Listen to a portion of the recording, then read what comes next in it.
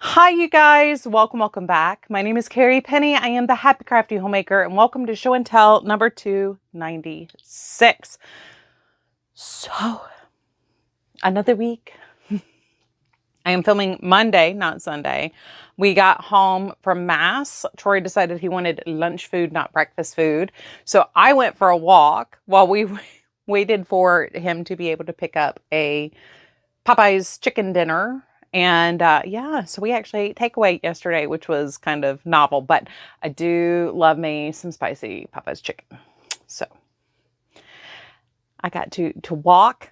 We went to Mass, came home. I went for a walk. I went 4.5 miles yesterday, and then came home, took a shower and everything, and then we kind of did the Sunday relax and veg for a while.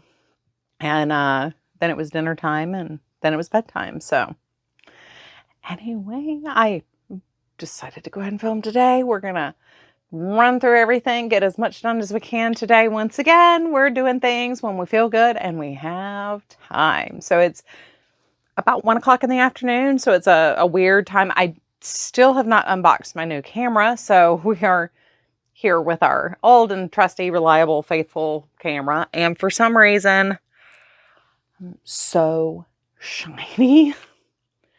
It is 80 degrees today. The AC is actually on because it got up to 82 in the house yesterday. So we do have the AC on. It was actually 78 when I came up here, but I turned the AC back on. So hopefully it will cool down just a bit. It's probably why I'm yeah, so nothing really happened last week. I did a bunch of walking, made a lot of progress on my blue yonder sock we'll talk about. I did not finish a single project. I do have some media to discuss, and I do have an acquisition I want to talk to you guys about, but we're just basically going to do a WIP check-in, and we'll talk about my acquisition, media, pet tax. We do have some cute pictures of the cats. Yeah. I guess we ought to just kind of right on in.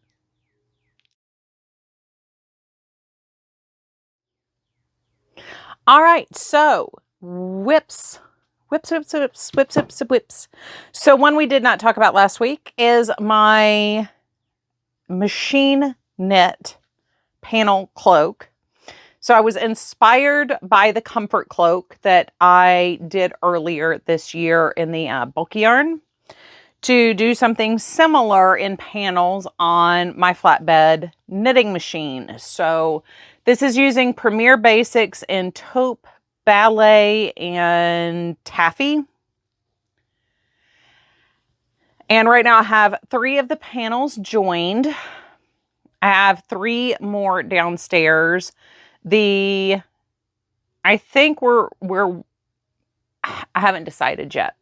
I haven't decided if the front piece is going to be the tan piece or the salmon piece. I am going to do the 2 back pieces. The 2 back panels will be the same color. So it's either going to be 2 taupes in the back or 2 salmons in the back, or taffy. But yeah, that is where we are. So I am doing a slip stitch around the entire panel. It's part of why this has taken so long to put together. And then I am slip stitching through the slip stitches to join it. So we have a nice flat join here, but it's a structured join. So it's not going to like distort anything. And we end up with a flat open seam on the back side. This is a method I learned about when I did Tilly tank top, I think is what it's called. And that's how the panels are joined on the side of that one. So I have this panel, the second one of this one, with its slip stitches all done. I just have to make the decision, is the brown going to go in the back or the pink? But so far, I mean, this is what we're Can't really tell in the back because it's just going to kind of fall there. And then everything will get steamed out real nicely. I might pick up and do since I did do the slip stitch all the way around, I can easily pick up and knit or crochet a further border on these. I just haven't decided yet what I'm going to do. I'm not in a super rush to get this done. This was me testing something out. So we're just playing, having fun. Oh my goodness gracious.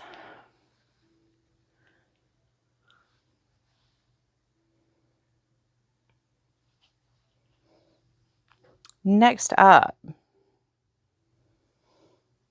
let's do socks last. So we'll talk about, let's keep it in wraps and shawls. Let's go to the Victoria Methodist Bristol make-along, Lenten shawl make-along. I do have my coffee point protectors on here. I will leave a link for those in the description box down below. I am using Lion Brand Touch of Alpaca in taupe. I guess there's a seasonal theme here with taupe. This is where I was last week. So for this week, we did one more of the more open flowers, and now we moved into the daisies and the open technique here. This thing is huge. So on the ground, it comes up to here.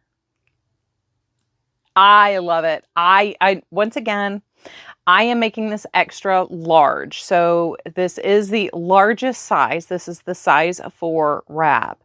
But I am using a size 4 yarn on a size 8 needle. So I'm using an even larger size yarn and needle than what the pattern calls for. The pattern calls for a size 3.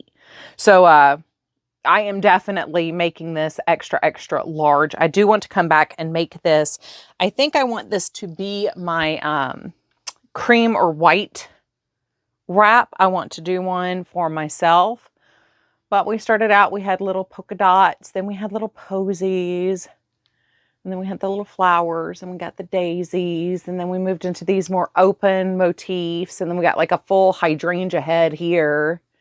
And then we started working our way back down. We have this staggered polka dot on the side with the seed stitch border on the entire wrap. So whoever ends up getting this, I mean, it's a full-on blanket wrap. I love it. I love a good blanket stole.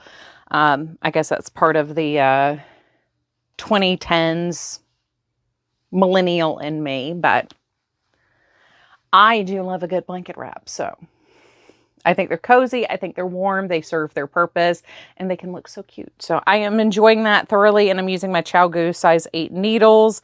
And I do have... These are the, not cat wrinkles. I'll leave these in the description box down below as well. The lamb marker is from Simply Sock Yarn Company.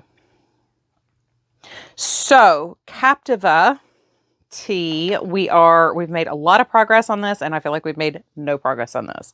I have to remind myself I'm working around this. So every row I'm doing, we're doing these massive increases. When we increase, I have almost 500 stitches that I'm going around right now.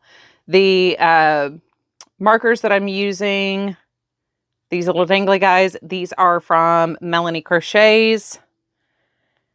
And ironically, my beginning of the round marker is just a light bulb marker, but we've made lots of progress. Last time y'all saw this, we were here, I believe, right above the eyelets there. I am actually worried this may be too big. Not gonna lie. But when I check to see like what it's doing around the bust, and I think about how voluminous it's supposed to be, then I think maybe it's not so bad. But I have one more increase, I think.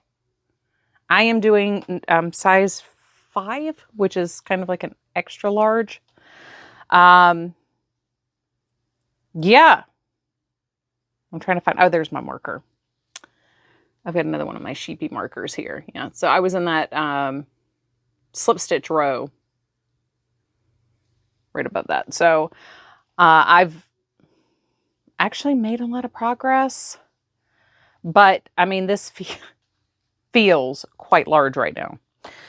Each row is taking me quite a bit. I am, like I said, I think I have one more increase, maybe not, but I am almost done with my first 100 grams. Now I have to remind myself, once we do the underarm in 6 rows, I'll substantially change how much I'm doing for the body, because I'll drop over 50% of the stitches per row going down. So I have to keep reminding myself, like, this isn't forever on this. Like, this is just where this one sits. Anyway, I love the way it looks in this yarn. I think it looks fantastic in the yarn still. I'm just hoping that this will fit. But until I hit that underarm, I'm not going to be 100% sure. And now I'm starting to like second guess. Maybe I should have gone down a size, but gone deeper instead of... I went with the bust size based on the swatch that I thought was going to give me looseness, but not voluminous. I'm generally an XL. I can wear a straight XL. So that's kind of what I was going for, but now I'm starting to think maybe that's a little too much volume here. Once again, we talked about proportion and my height and being fuller here and here, but smaller here. We don't want to create a block without being able to create dimension, creating smallness somewhere through the waistline, visual smallness. And depending on where it crops, where I go with the length of it, if it crops or doesn't crop. Like if I wear it like a tunic, actually with this yarn, I could easily do this as a tunic. I've got 5 balls. If we come way down and it's more like a dress tunic, that could be super duper cute in a very different way, but getting away from myself. First, we have to at least get here. Before we consider this, we need to get here first. So that is what I'm working on for the March make along. That's been my focus. I do have my Kisa tee, but I still haven't put a single stitch in it yet. It's just how it's been going. So my salt and pepper socks, these are using Miri Maxim Simply Sock in Quarry and Gray. I only got a little bit on these done. Ugh, now I got a floof on my face. I hate when that happens.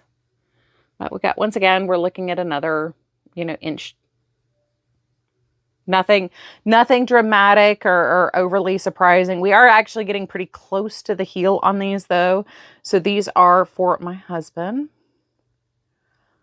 I'm doing a slightly different variation on each sock, so I can get an idea of which socks he likes the best. The last ones will be the Felici ones for a little while, and then I'm going to switch to making socks for somebody else, because that'll give my husband 5 pairs of socks, hand knit pairs of socks, because he'll have the blue and gold ones that I did last year, the dusky stripes from this year, the wild blue or blue yonder socks from this year, the quarry socks, and then his elf socks for Christmas, or buddy socks, I mean.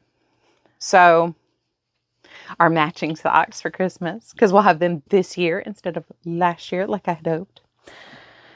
But anyway, like I said, I'm doing slightly different variations for each one, still using the shadow wrap heel on all of them, but different lengths of the ribbing at the cuff, ribbing up the foot. We've done, I think I might do later in the year, I'm thinking about doing like an actual pair of tube socks for him, where you do the rotating rib stitch. But the blue yonder socks are almost done. So this is a Simply Sock Yarn Splash sock. So we've got a nice long footy. And I used Knit Picks Hawthorne kettle dyed in Compass for the heel. And I'm not going to do that for the cuff. I am going to bind off the cuff when we hit this stripe. So we'll have the light blue, the gold, and the dark blue in the cuff. And then I will bind it off in the gray. So last time y'all saw these, they were here. I just done the heel. And we got all this done in the last week. So far, this has taken 15 walks. These should be, if I do another 5-mile walk tomorrow, these should be done by the time I get home. I actually am concerned if I take these on my walk, because I'm 15 rows into the ribbing, I will not have anything to finish my walk tomorrow. So I may actually have to take my little fanny pack crossbody and put like the quarry socks in there so I can work on those once I get to the bind off on these. But yeah, I am right there at being able to bind these off. I've got 15 rows, so I'm aiming for like 10 more rows before we bind these off. So I'm liking how these look. I really do like the yarn for this splash sock. It's been really, really nice to work with. And the upside to only doing a contrasting heel is I'm not going to have a ton of leftovers for Troy's big old foot. See, I'm short and I'm tiny, and I got me some tiny little feet. My husband is a foot taller than I am, and he has much larger feet than I have. So his socks do take generally around 92 grams total to do his socks. I'm going to clip my hair back. I am still very warm. But yeah, that is all of my works in progress. I don't have any FOs. I haven't done anything paper crafting or other crafting type stuff. Yeah, so I guess we're going to pop on over and I'm going to share my acquisition with you.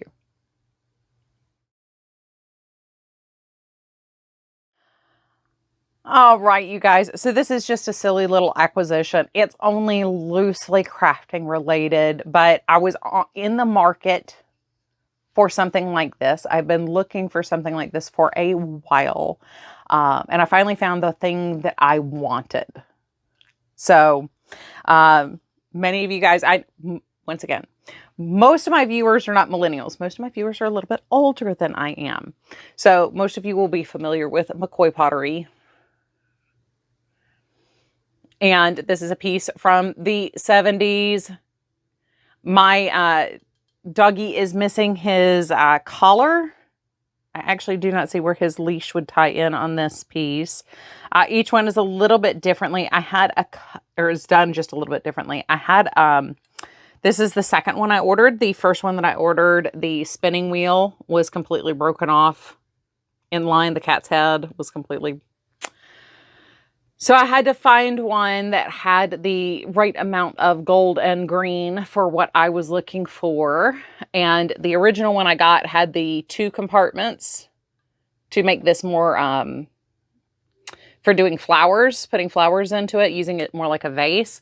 Whereas this one obviously is just one big open slot. Everybody's, did theirs slightly differently and stuff.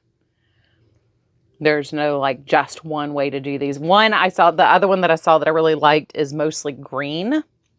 And there was a little bit of gold in the bottom, and the cat was a little bit more of a tan color. So, but I liked this one a lot. The quality on this one is actually better than the first one that I ordered. There's no crazing on this one, and the no chipping or anything, noticeable chipping. Oh, there's the hole for the dog leash. So there should be a little gold thread that ties in right here around his neck. So I might have to put that on there, but I was looking for something like this to go on our shelf downstairs. So I kind of decorated the built-in shelves our regular decor is kind of like my interest and my husband's interest, loosely. Part of my husband's stuff got stuff shuffled out of the living room at the end of last year. So I'm in the market still trying to find things that are more like his interest that I can put in that shelf. But that just kind of blend in with our decor. They don't look, it's not like I'm trying to put crafting things in there or spinning related things or, you know, like my husband's more into like history and stuff. I'm not trying to like make it look like a historian's bookshelf, but I want like things for his interests blended in. I'm also trying to find something Gamecock themed to put in the like trinkets portion of his. Anyway, I got those really cool shoes that I shared at the secondhand store when I went to tea with my friends. And that went really well with the picture that I got at a secondhand store when I was just out shopping one day. So I've kind of got like this richer, darker, there's definitely a lot of like ambers and greens in there, but it's not really like 70s themed kind of stuff going on. But I wanted to pull in more of like the crafting stuff. So I was trying to find something that was more like spinning related or yarn related that I could kind of tie in. And I was looking at, there's some vases that look like spinning wheels and some like old perfume bottles, kind of like the Avon style perfume bottles.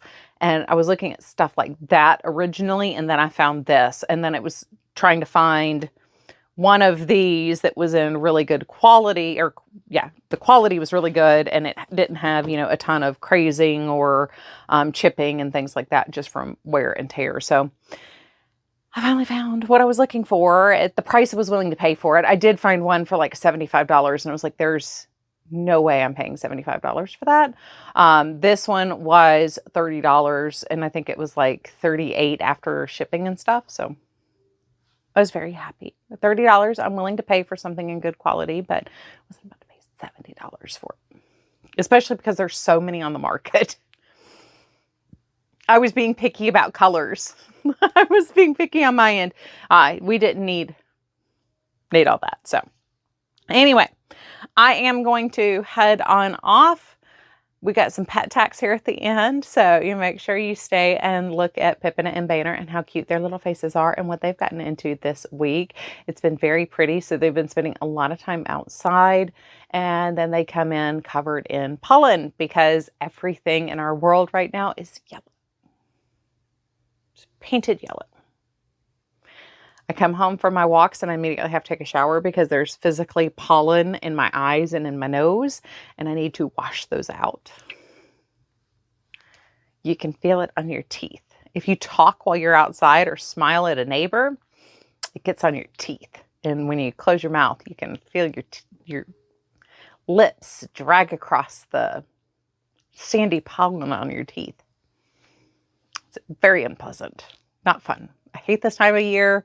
I hate it with an extreme passion. But once the yellow pollen goes away, then we have white pollen and clear pollen, and those tend to make my allergies go haywire. So I'm already doing the Astapro spray every other day, trying to keep things clear. So anyway, I love you. I will see you guys real soon. Please take care of yourselves. Bye, guys.